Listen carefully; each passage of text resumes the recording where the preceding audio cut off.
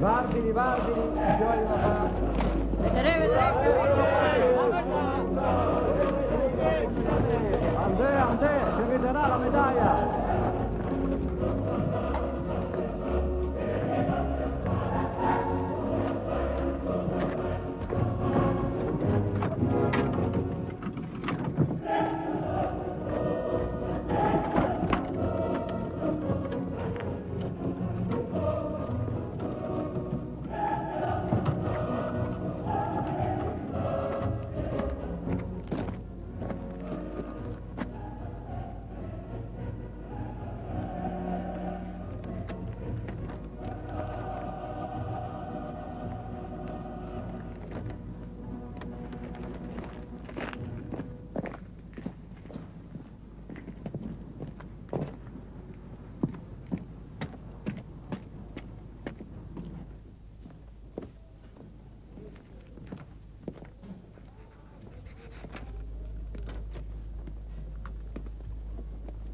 Bitte, Herr Major.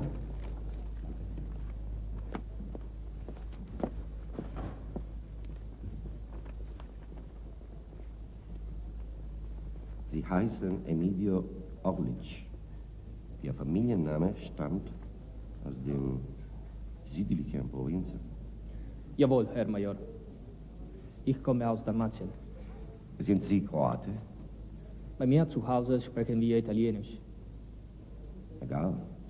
Aber Orlic ist ein slawischer Name. Auch wenn Sie ihn, wie ich sehe, Italienisch schreiben. Ihr Vater? Lebt noch. Das freut mich. Aber sein Beruf? Er ist Arzt, der Gemeindearzt der Insel. Ich bin in Pirano geboren. Meine Mutter ist aus Istrien. Allora parla italiano? Certo. Nel nostro reggimento e nella nostra patria si parlano molte lingue. È una grande ricchezza che abbiamo. È tutto.